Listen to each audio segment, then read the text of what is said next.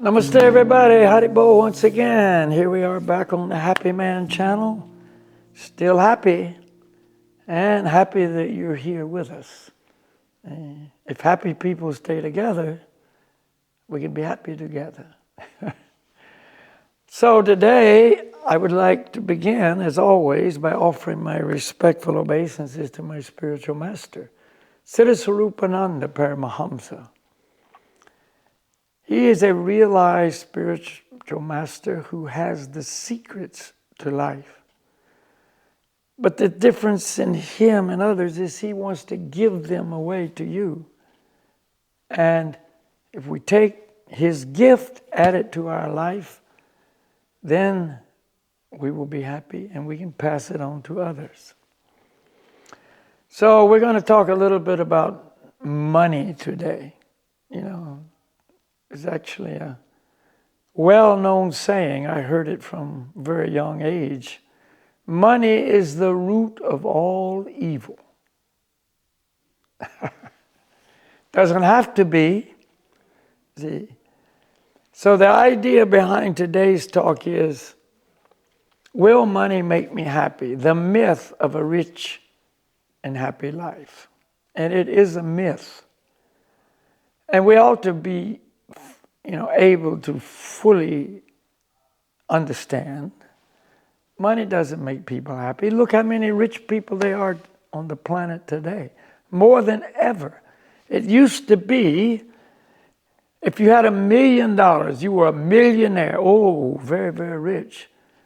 Now $1 million is nothing, doesn't even count. You got to be a multi-millionaire to even register. And if you want to really be somebody, you got to be a billionaire. See? And there's a lot of those, not just one. So, you look at these people. They've got money. But do they have happiness? No, they do not. They've got all the things that money can buy to make you happy. They've got the prestige, they got the cars, they got the yachts, they got the houses, they got the positions in society, whatever it is.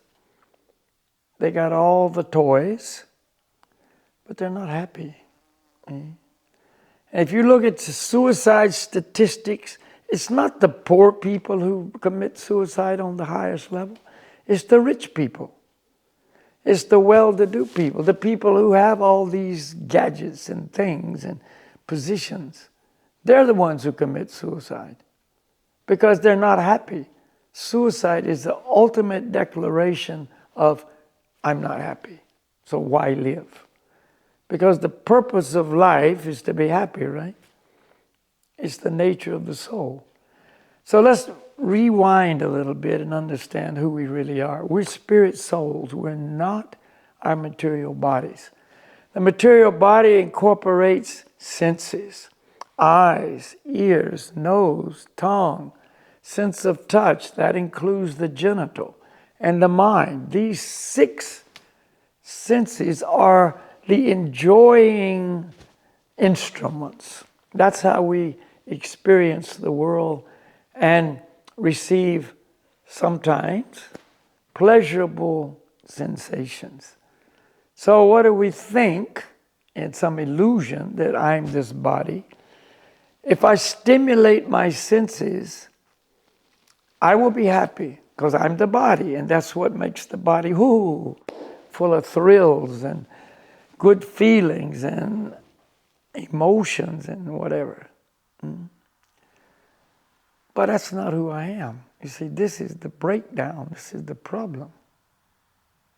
This is where it all falls apart. I'm not the body. I'm spirit soul. I'm the person in the body. Tiny little spiritual spark. I'm the life inside the body. So I spend my whole life trying to make my body happy, pleasurable sensations, satisfaction, and so on, when it's not even me. It's just a suit of clothes that I'm wearing. So it's a dead-end street. It can never, ever work. If I were the body, Then the old thing about if one is good, two is better, more is better. So increase the pleasure by increasing the frequency of the experience or the magnitude of the experience or whatever it is. See? But it doesn't. In fact, it has the opposite effects. The more you do something to be happy materially, the less effect it has. It's just like drugs. You know, you first take a certain drug and it has a big effect. Whoa, euphoria. See, but you take that same amount again and again, it gets so it doesn't even work. So you got to increase the dose and increase the dose. And it still just keeps you either at the best at or below the level of the first time. And it's the so frustrating thing that you kill yourself trying to find that happiness in drugs or any material activity. Drugs is just the obvious an example. 121,000 people in America died of drug overdoses in 2021, trying to be happy. And most of them were young, affluent kids. It didn't work. All they did was destroy the body. So get the truth and go on that. You are not your material body. You're not your senses. You're not your mind. And the stimulation of those, the gratification of those will never make you happy. And the more you try, the more frustrated you will become. The more damage you will do to yourself, your body, your mind, your psyche, the environment, other people, etc. It's a very, very destructive philosophy. Leads to gross hedonism, degradation of life, and no good end, only darkness. So, back to the truth, I'm spirit soul. I'm the one who wants to be happy. Do you think a dead body wants to be happy? The dead body's not running around looking for happiness. There's nobody there to enjoy. You can do all kinds of things to a dead body. Put the most delicious food in its mouth. You see, show it the most beautiful scenes in nature, the most beautiful women or whatever you will think. No reaction because there's no enjoyer in that body. We are the enjoyers. We are the ones who experience happiness. See, the spirit souls that we are. So therefore, money cannot buy happiness. It cannot. So, where do we find the happiness for us, the spirit soul? Spirit souls need spiritual happiness. Material bodies need material happiness, material stimulation. See, but that doesn't do anything for me, the spirit soul. I need spiritual happiness. Well, what is that? We're so ignorant about spiritual life. We don't even know who we are. We don't know what spiritual activities are. We don't know what spiritual endeavors will actually satisfy me, the spirit soul. We don't know anything about spiritual food. We're hungry. We're desperate for spiritual food, and we don't even know what spiritual food is. So we misinterpret this as I need more material food. And so people eat themselves to the grave. You know, we destroy our bodies trying to be happy. Eat, stimulate the tongue until it destroys the body. We dig our graves with our fork and knife and get nowhere but to the coffin. So, wisdom is, I'm spirit soul, I need spiritual happiness. Where is that spiritual happiness to be found? In my real nature. What is my real nature? Love. What does love require? A relationship with another person. What is the perfection of spiritual love? A loving relationship with the supreme source of our very self, the supreme person. See, the Lord Himself. And so therefore, the true spiritual system is a system, a practice, a bona fide spiritual scientific lifestyle that cultivates that long lost, forgotten relationship between us, the individual spirit soul, and the supreme soul, the supreme person, the supreme, eternal, lovable person. The Lord is the most in every category, and He is certainly number one in being the most lovable. He is the source of love. He is the one who gives the most love to us, and He is the one who is the most lovable for us to return our love to Him. Does this require any kind of material qualifications? No. Zero. Nothing. You do not need money. You do not need high education. You do not need any material qualities, talents, and so on. No. This is on the soul level between the individual soul and the supreme soul. So the simplest person who cannot make it materially, he has no material good qualities, he thinks. Everybody does to some degree, but he thinks, I don't have any. He is absolutely 100% fully qualified to develop this loving relationship with the Lord. And it's a very, very simple method that we've been given in this modern age of quarrel, chaos, and confusion. That method is chant the names of the Lord. The names of the Lord are truly spiritual, truly transcendental, invested with all the transcendental potency of the Lord Himself. The Lord is all pure. He is all purifying. He is no different than His name. We come in contact with His name, we are automatically purified. It's a very, very absolute process. It cannot fail. It cannot fail. So if I take this simple method of hearing and chanting the holy names of the Lord, then I will get the result that I will never get from any other source. Never get.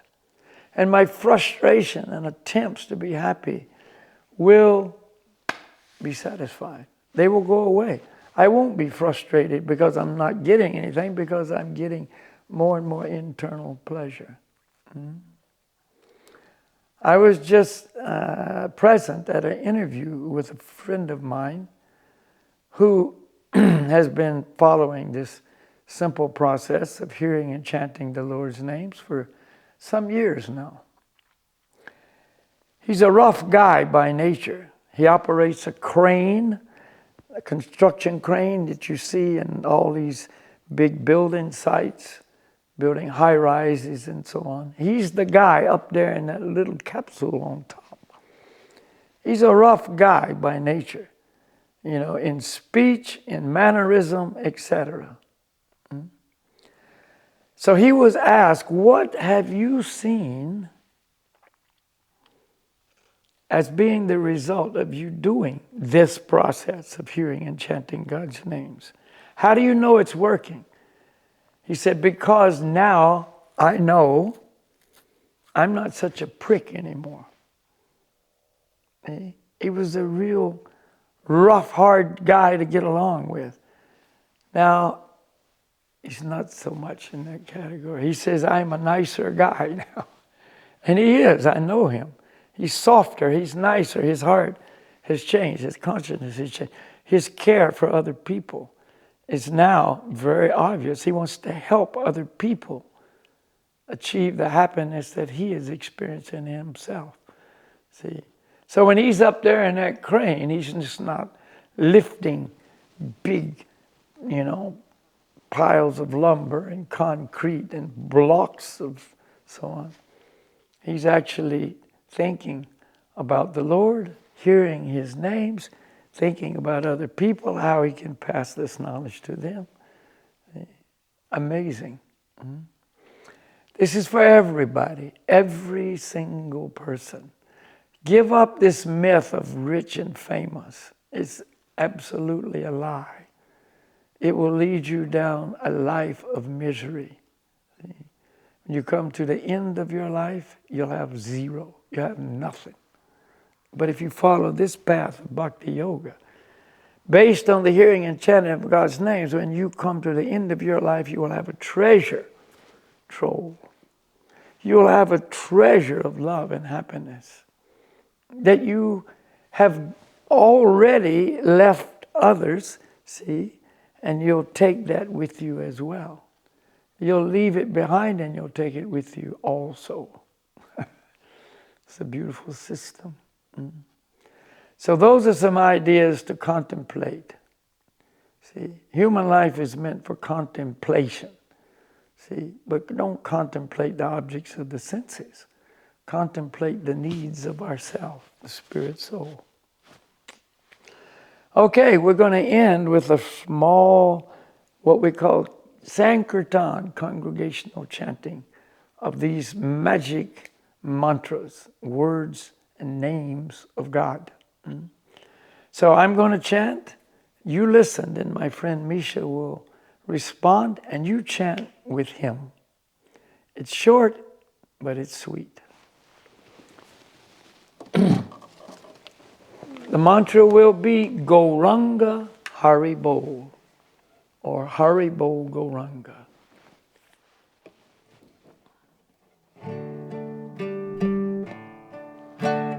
Gauranga Haribo, Gauranga Haribo. Now you chant.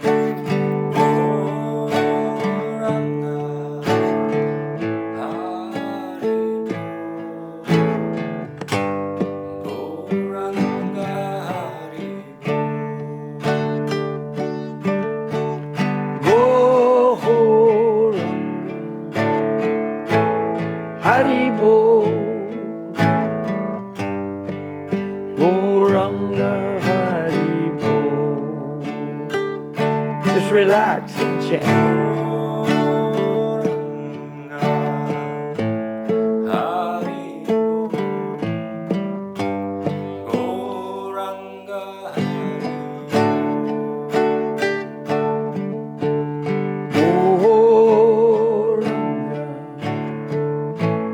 Haribo, Gauranga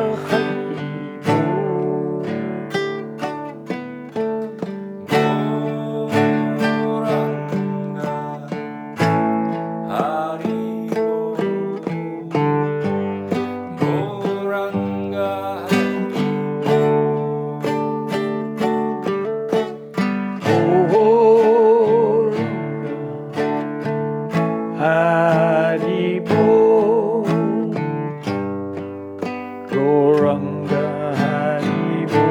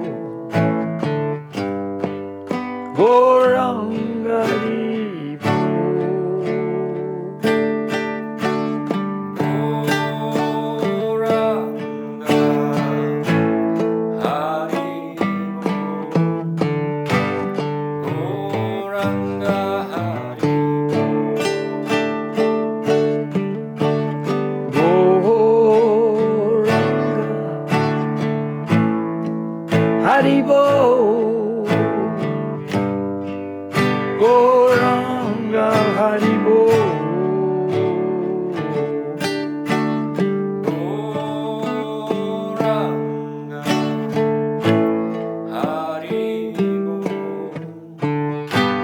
Goranga Haribo. Goranga Haribo. One more time. Goranga Haribo. Goranga Haribo.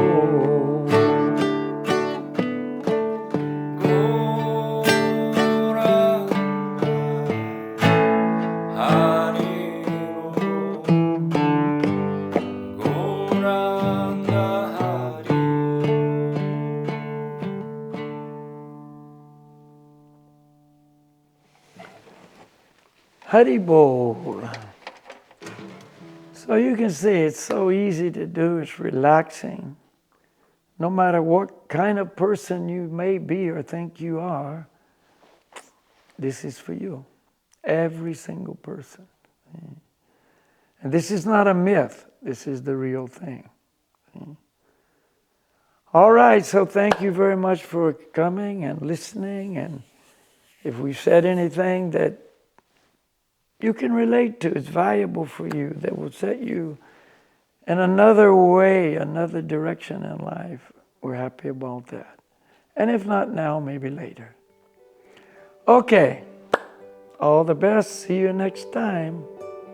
Be happy. Namaste, Haribo.